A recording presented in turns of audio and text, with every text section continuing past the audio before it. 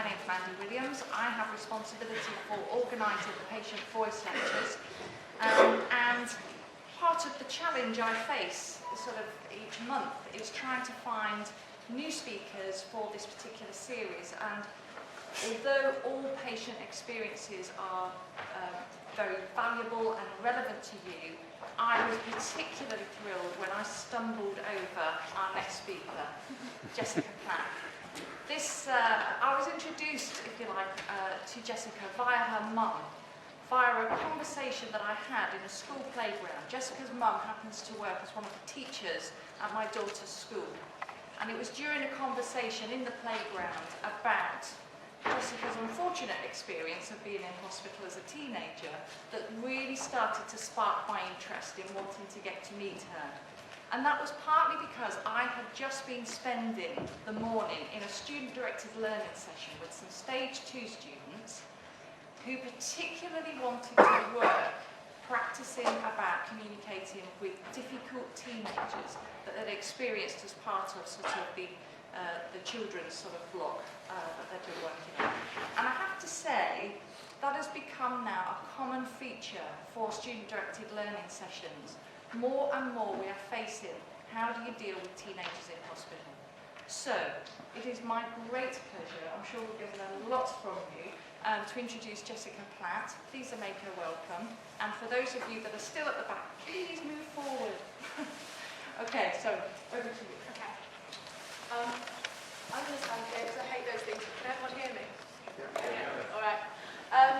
So yeah, last January, not the one just gone, but the one before that, I had a sort of double bowel chest infection, and I sort of got well for 2 days, and then the Monday morning couldn't breathe and collapsed and was taken into hospital. It was all quite dramatic. And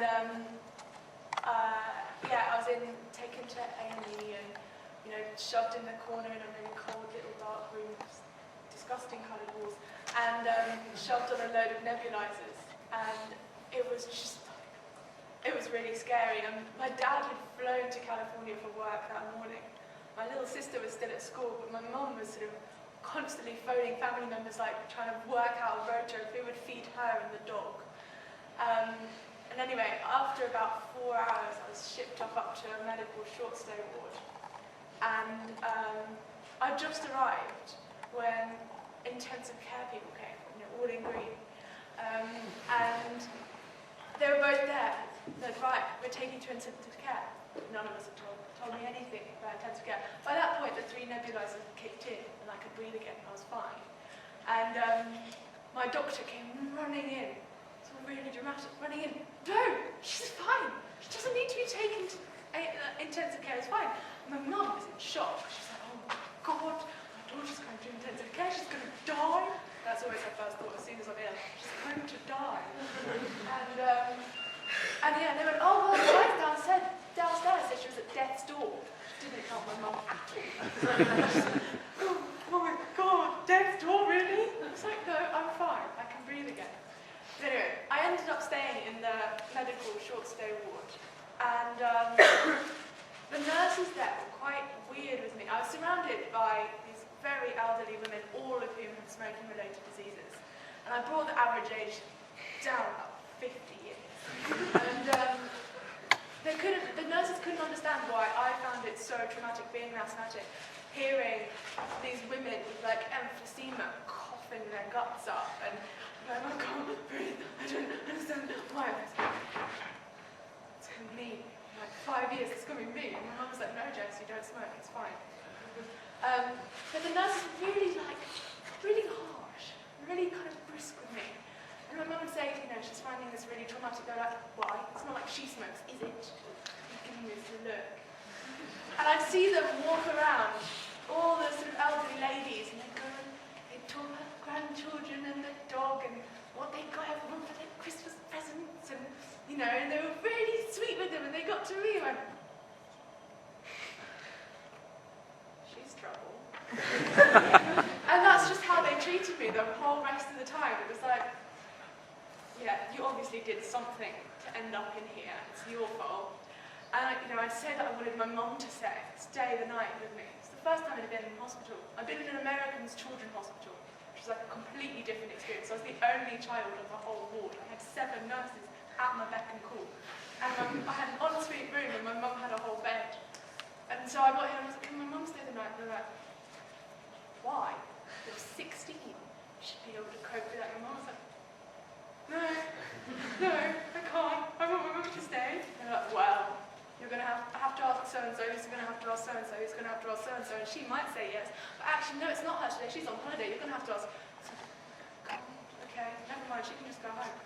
But then that night, after they'd kicked my mum out and told her that she wasn't allowed in until 3 o'clock in the afternoon the next day, what was I supposed to do until 3? So in the middle of the night, this elderly woman was admitted to the bed next to me. And there was all this like movement, and it's weird in hospital because you can hear everything and you can see nothing. So there's like all this sort of bedpan drama and all these noises that you did not want to hear at 1:30 in the morning. And I finally got to sleep, and they woke me up at 6 the next day, and they ripped back the curtains. There was a leg on the table. There was a leg on the bedside table next to my head. And I was like, oh God! And basically, it turned out that this woman had had her leg amputated a couple of years before. And she had this fake leg. It wasn't a nice modern, like a silver one, where you can look at it and go, oh, it's a fake leg, it's fine. But it's like a flesh-covered leg. With a stocking. Oh, shit. And again, the nurses just didn't understand what the issue was. So there's a leg on the bed, can you put it on the floor? No, get dirty on the floor. So, could you move the bed to the other side? No, because then the lady on the other side won't want it there. Okay. And you know, all these weird sort of like experiences just kept happening. And there was just, and yeah, they gave me 3 nebulizers a day, one in the morning, one in the midday, and one in the evening, like at 11. And as soon as I finished the nebulizer, the nurses would come around to do my vital checks. They go, oh, your heart rate's very high and your temperature's a bit raised. Are you feeling all right? And I was like, oh my God, I'm dying again. I'm dying again. I'm going to collapse if I get out of bed. They're like, oh, I'm going to have to go ask the doctor about this. And I was like, I'm feeling really hot. And I've got all this energy. I feel like I want to run. I can't stop shaking. And they're like, oh. And they'd go and I'd talk to the doctor about it. And finally, after 3 days of having these nebulizers, the night nurse, who was the only one who spoke to me like I was a human being, I said, look, is the nebulizer releasing adrenaline because I feel weird? She said, oh yes, that's exactly what it does. So, 3 days of panicking, I was having a heart attack. Couldn't someone have said, you know, oh yeah, this is what it's going to do, this is how it's going to make you feel, and then she went, but as long as your fingers don't start tingling, because as soon as they start tingling, that's really bad. I was like, oh my God. Just the whole thing was sort of like this kind of scary, weird experience where no one was telling me the whole truth. They'd just kind of give me snippets, and I'd try and put them together in the hours I had alone, because they'd kicked my mum out. So anyway, after that, as soon as I got back to school, we had to start this extended project thing, which is Hills Road's way of giving everyone even more work to do. But actually, it turned out to be a really good experience because I decided to make a booklet on how to talk to teenagers in hospital aimed at doctors and nurses so that they'd kind of have something to draw on next time a teenager walked in. Because it seemed to me like the doctors and nurses were so used to all these old ladies and they knew exactly how to talk to them and they were like really confident and everything. And then they saw me and they were like, oh my God, it's like she's a different species, I don't know what to say. You know, with teenage boys, there's that old kind of, oh yeah, he'll like football. I can talk to him about football. But I think with the girls, it's like, what do we talk about? So, and I've talked to people at Addenbrooke's because I'm the chair of something called Active at Addenbrooke's, which is like this little board of young people who kind of, you know, have some say in the hospital. And I've talked to lots of senior members of staff about, is there any plans for teen ward? That yes, we're going to build this amazing children's hospital, and it's going to be a whole, like a teenage wing. It's going to be amazing. It's going to be like a Sky TV. It's going to be so cool. I was like, have you got the money for this? No. I was like, so when's it going to be built? Soon. I was like, right. So I decided that until they build this amazing hospital, I don't even know where they're going to build it, I wanted to create something that would kind of fill the gap and mean that that when they saw a teenager in hospital, they wouldn't go, ugh, what do I do? they could just go, oh yeah, no, I know, it's all right. I just have to treat her like she's a human being and not some kind of small animal. And so I started researching, communication, and I started reading parenting books, which was very revealing. I realised that everything my parents had ever said to me was completely calculated. And I started reading books on communication, like the 6-category intervention analysis, which for a book about communication is appallingly badly written. And I read books on sort of the teenage brain and what was going on and how it was different to an adult brain, and then tried to work out how that's going to affect communication. Because we're different, we are different. And it seems like one of the biggest problems is adults refusing to acknowledge these differences and kind of trying to sweep it under the rug, and then they just don't know what to do. Because it's like, you are different, but I'm refusing to say you're different because I don't want you to be different, because then it's easier. And so I put it all together into this booklet, and I've got all the pages on the slide, so I'm just going to kind of whiz through it and go through, because every sentence of the booklet has come from a conversation with someone or something in a book or a piece of research I did. So yeah. So this is the kind of introduction to the short version of what I've just said to you, and it kind of explains that I did a questionnaire that I sent to everyone in the school, and I got 182 responses for that, and it was all about, what's it like to be a teenager, trying to give these adults in hospital a kind of flavour of what it's like to be a teenager. And how do you feel about being in hospital? Would you want your mum to stay? That was just weird. Or would you also want your mum to stay? And all of this stuff. And then I also did a kind of equivalent one, which I sent to hospital doctors. And I got 62 hospital doctors or 60-something hospital doctors to respond to that. All about, do you want their parents here, or is it just a pain? And how could teenagers make it easier for you? The number of people actually who responded to that would behave like grown-ups. It's like, wow, you've really missed the point of this. Behave like grown-ups. Take your headphones out was another one. Everyone said so. God. So anyway, after I'd done all my research, I boiled it down to these 5 sections. And it's kind of all linked, This guy who did the 6-category of intervention analysis broke conversations down until they were just not real. I really didn't want to do that, but I do think that there's all these different sections that interlink to make an effective conversation and an effective interaction. And so the understand section is all about, what's going on in a teenager's head that's different to an adult's head, and how can you work around that and acknowledge that so it's not a barrier. And then the respect one is all about, how teenagers interact with each other and how that's completely different to how adults interact with each other, and that's okay. And then that both leads into communicate. So it's sort of communicating in a sort of sane, normal way. It's not kind of really abrupt and tense. Because then communication can lead to being able to have a conversation about how the fact that nebulizers release adrenaline, so you're not going to be able to sleep for 4 in the morning. And all this other, stuff that is you need to do so you don't feel completely out of control in hospital. And then the support is all the other stuff, the stuff that maybe as doctors you can't necessarily do. You can't give us a hug, you can't, sit with us and talk things through at the amount of time we need. And so allowing the people who can give us that aspect of care to be with us, like parents basically. And so yeah, I split it all up. I read this amazing book by a woman called Nicola Morgan, and it's called Blame My Brain, The Amazing Teenage Brain Revealed. And honestly, if any of you end up spending a lot of time with teenagers, or if one day you have kids and they become teenagers, read it. It's brilliant. And it's aimed at teenagers, but it's all about, the brain and what's going on and why you're acting so weird. And it's really accessible and stuff. And I found it absolutely amazing to realise that actually the brain of a teenager is a completely different shape to the brain of an adult or a child. We lose all this grey matter as stuff gets pruned away and other stuff grows. And it's like, of course communication's going to be different. We've got different brains. It's like penny drop moment. Makes sense now.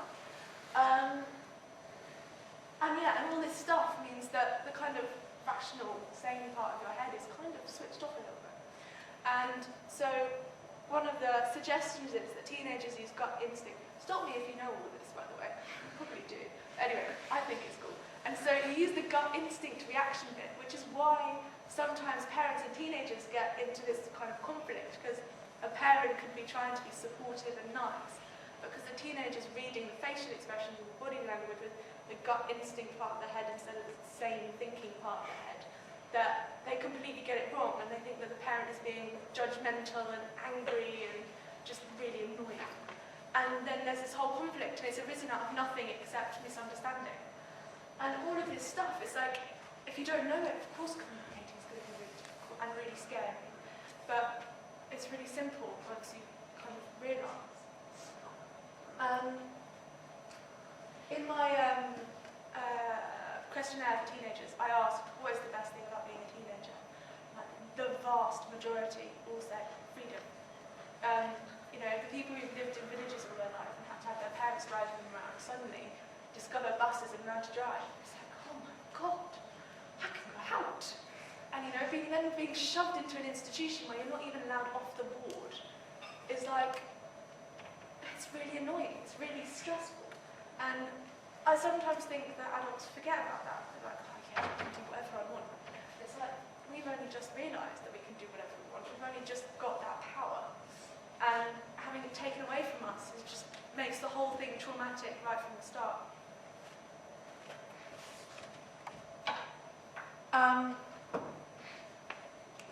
So yeah, it's like sort of understanding where rudeness and sarcasm comes from, and understanding where, you know, a teenager being abrupt and closed off, you know, where it all comes from and all the crap that's probably going through their heads. The comment about med students was brought up every time I spoke to a teenager, especially teenage girls, about being in hospital. It's so embarrassing. I'm lying there looking like absolute crap. And they parade these medical students into my little unit. And the girls are just beautiful. They're all put together in their little suits. I just fancy all of them. It's like, the showers look like they breed verrucas. So you don't go to the showers. No one's thought to bring you hair straighteners or a hairdryer because your parents are so stressed out about feeding your sister and your dog.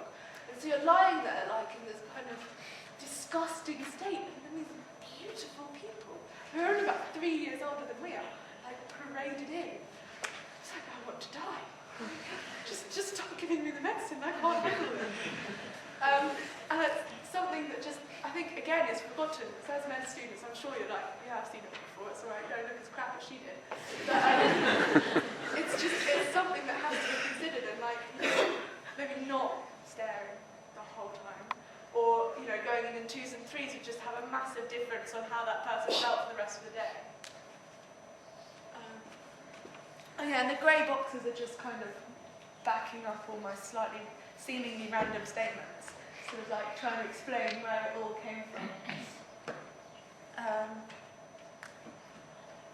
This section arose out of a conversation I had with a GP who was saying that she'd only recently, since her son had turned 15, realised that actually everyone, like most teenagers, communicate with one headphone in the whole time.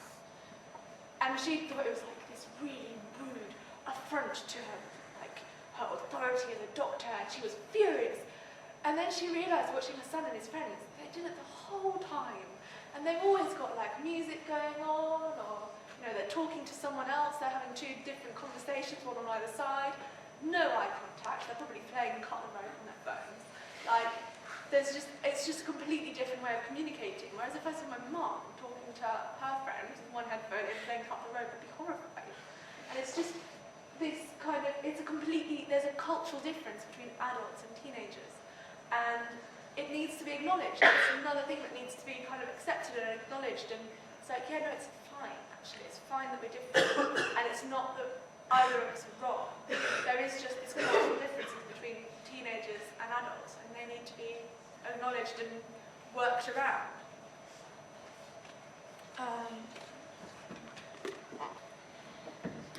I love this quote at the top, because the last question on my doctor questionnaire was what could we as teenagers do to help you communicate more effectively with us? And yeah, most of them either put full stop, because it was a must enter this field to enter the questionnaire, so they put full stop question marks. Really? But this woman said that if I leave any preconceptions about you outside our consultation, will you engage with me with that attitude or preconception also? And I thought it was such a good way of summing up basically my whole project.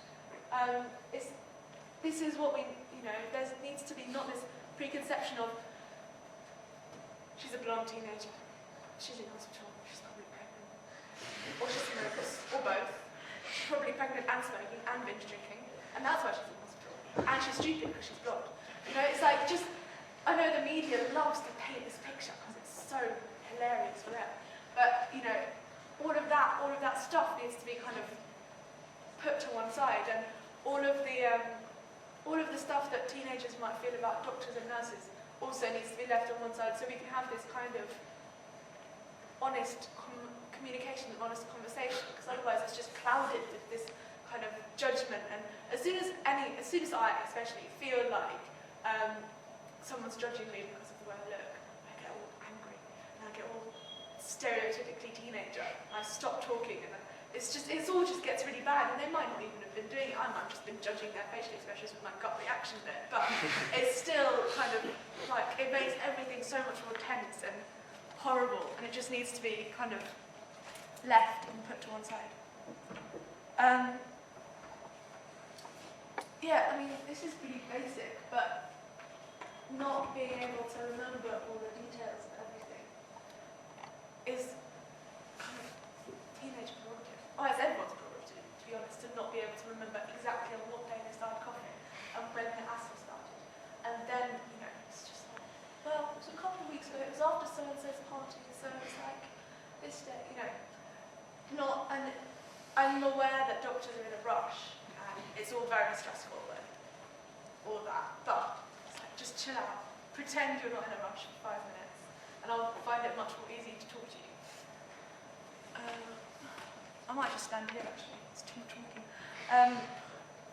In this book by Nicola Morgan, there's this brilliant section on how girls' brains and boys' brains, well, female brain and male brain, it doesn't always fit, but work in completely different ways. And it makes sense, really. It does make a lot of sense. I had this horrible, horrible interaction with a consultant at the hospital after I'd had the pneumonia, where I went in and I sat down and he went, right, so what's happened since February? And I went, well, had exams, I got a boyfriend, I broke up with a boyfriend, I got a new boyfriend. I decided that actually my favourite colour wasn't pink, it was orange, and I bought tickets to go to Barcelona in the summer. It's like, what do you want me to say? Oh yeah, I did start coughing, I stopped coughing, didn't get ill, which is a result. It's like, what do you want me to say? What happened since February? So, and maybe that's just because of the way my brain works, and his brain worked in a completely different way. But anyway, he ended up getting really, really cross with me, because I literally did just say, this is what happened since February. And he was like, you're just taking the mickey. I was like, no, I'm not. It might have been that you wanted to know about stress levels, or what I was eating, or what happened since February. It's the most ridiculous question I've ever heard. And so, just like being aware of the way that some people's brains work in different ways. Maybe if you'd asked a boy, or a girl with a boy brain or something, they'd have been able to say, well, on this date I got a cold, on this date I started coughing, on this month I decided to stop eating wheat and dairy because I thought it would help my asthma. All this, they might have been able to do much more sensible detail, but I couldn't kind of separate what needed to be said and what didn't. Whenever I've talked to people about this, and I've said, I think there should be a degree of collaboration in care. My friends who haven't been in hospital went, yeah, but surely you don't know anything about medicine, and the doctors do, so you should just let them do their job. It's like, you don't understand. When you're in hospital, and you're kind of trapped, and you feel horrible, and there's these people you've never met before telling you what to do, it's much easier if they at least make you think you've got something to say and what's happening, even if you actually have none. Because obviously something has to be done, and you don't know anything about it. But when I was in hospital, you know, the nebulizer thing is one of, you know, it's like, tell me, it's going to release too much adrenaline, maybe suggest or offer me the option of not having the last one at 11, so I could get to bed to sleep before 4 in the morning. You know, just kind of feeling like there's some input and some power in the situation just makes such a massive difference. That, you know, just like spending 2 minutes just to try and work out how you're going to trick someone into thinking that they actually have a say in their medical care and when they don't would really be so helpful. And yeah, this is the patronising thing again. It's like the same when I think someone's being patronising. I get angry, defensive. This isn't fair. We're not. Don't talk to me like that. And communication breaks down completely. I had a massive, massive argument with one of my chemistry teachers recently when he directed me to the textbook because it had useful information. Of course it's got useful information in it, it's the textbook. So it's just like trying to avoid being patronizing is probably going to make communication much quicker and much more effective.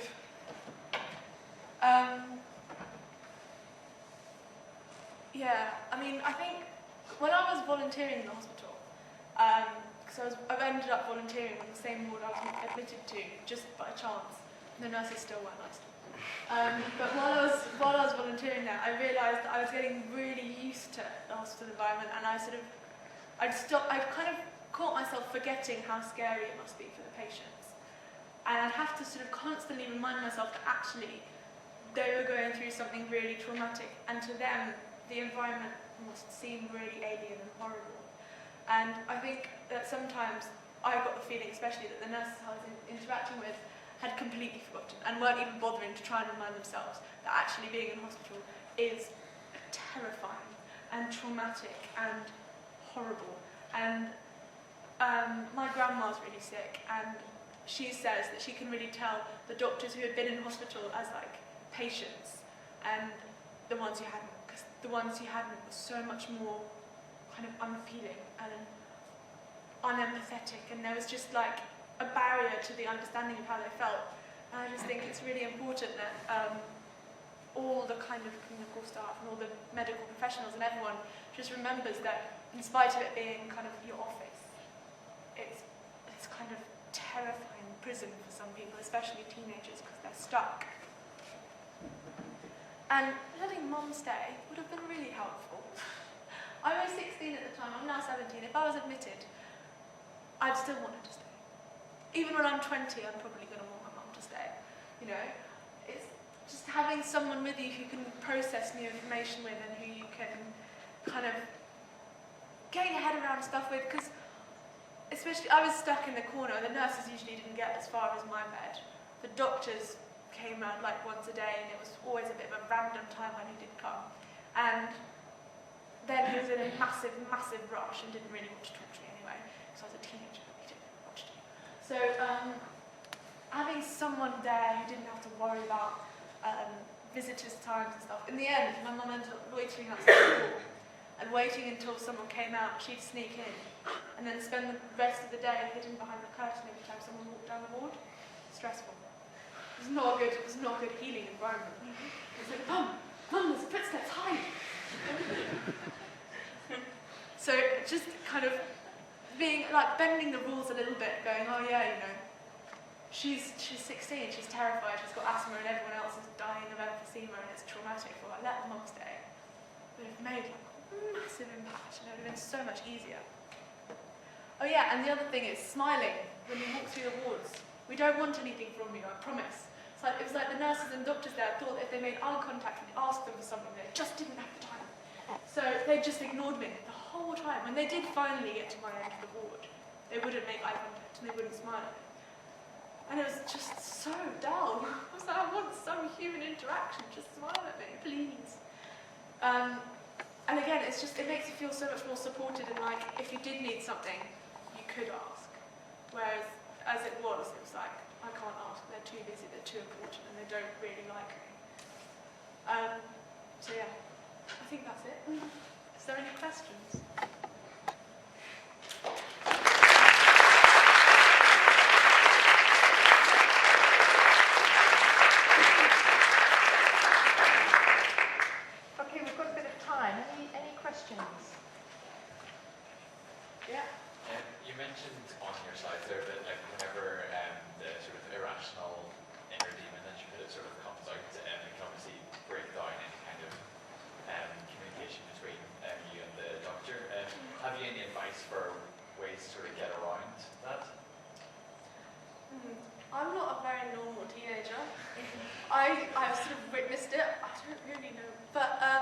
just think it's trying to get back to a safe topic of conversation, you know? I mean, if it's because they think you've been judgmental and you've judged them, it's making them realise, you know, they're human.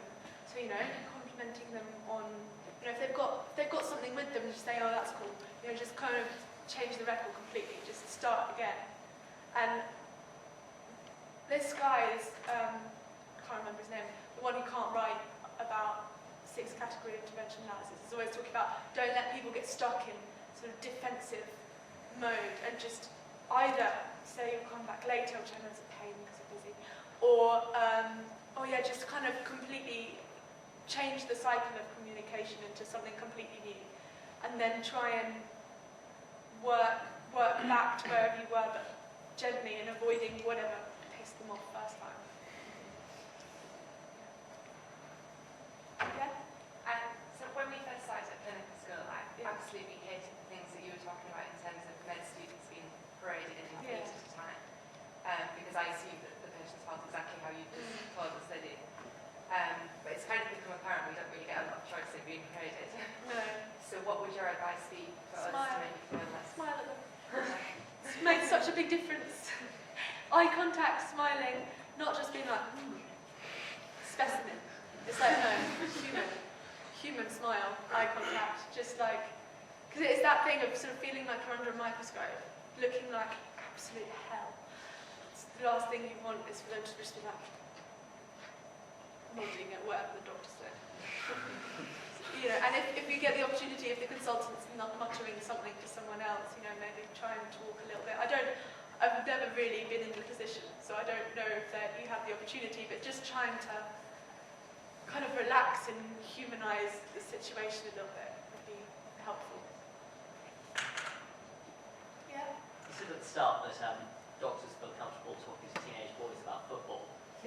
Don't Don't do okay. it. What can we talk to boys and girls about?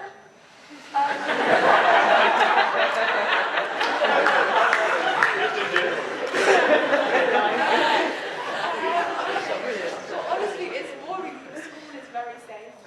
So what are you doing at school? If there's any, like, because I mean, you can relate to that somehow. There's a boy in active who absolutely hates being asked about football. And he's always, whenever he's in hospital, he's like, they always talk to me about football. It's like, I play football, I don't watch football, I don't even know what the teams are called. And you know, he's like this big, sort of fit, like, looks like he played a lot of sport guy. Doesn't play anything. He kind of prefers rugby, so, I don't know. But I don't know, it's just not worth it. It's not worth talking to, just making that assumption again. Because if they're kind of a little bit defensive about how they're not very interested in sport, it's another way of just like making them not want to speak to you and thinking you're a bit of an idiot.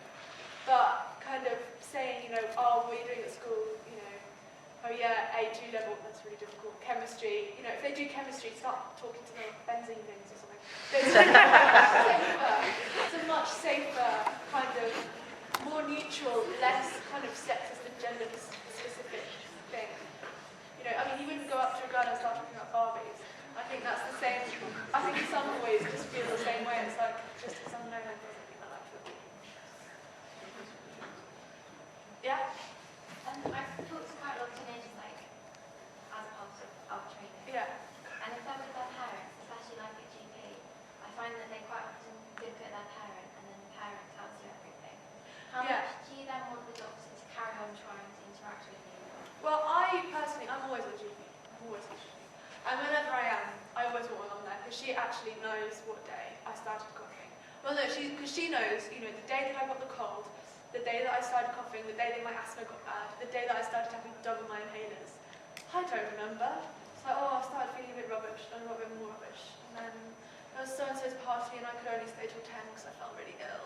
And that's just how I kind of, but because I find, so when I'm at the GP, my mum always does the kind of talking about the sort of specifics, you know, the kind of days and the times and the dosage and stuff like that, which, I mean, now I'm nearly 18, I should probably do myself. But it's just easier if she does it. But then I'd always want people to start talking to me. I had a consultant once who, I don't know, rubbish bitch, and he tried to talk to me like twice, and I just wouldn't speak to him. And then he gave up, and then I was just furious with him for not talking to me. And so I think, I mean, it's irrational, but just, you know, try and keep drawing the teenager in, but don't push it. You know, if they're having a rubbish day, their boyfriend's just dumped them and they're shoved into a GP's office, they don't want to talk to anyone. But it's always worth carrying on trying, I think. Yeah. You mentioned you researched quite a lot of people wanted their parents there. Yeah, it's like almost exactly 50-50 split. Did others passionately not want their parents there? I can't remember. I think it was literally like all the bars were almost the same size.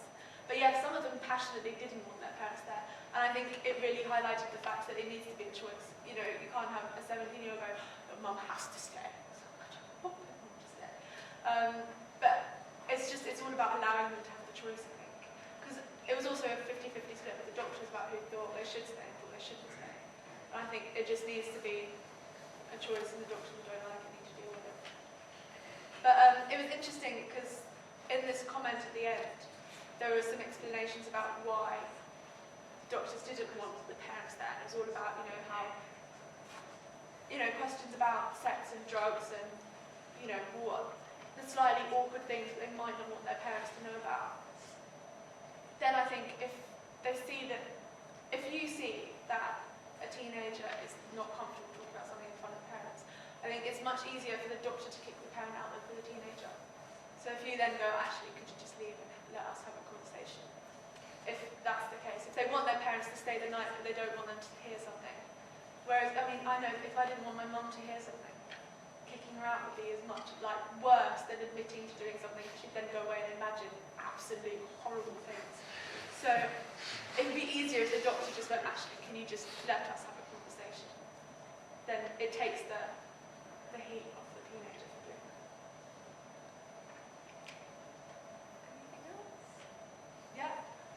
What would you say are some of the preconceptions teenagers have towards doctors? I think, you know, it's this kind of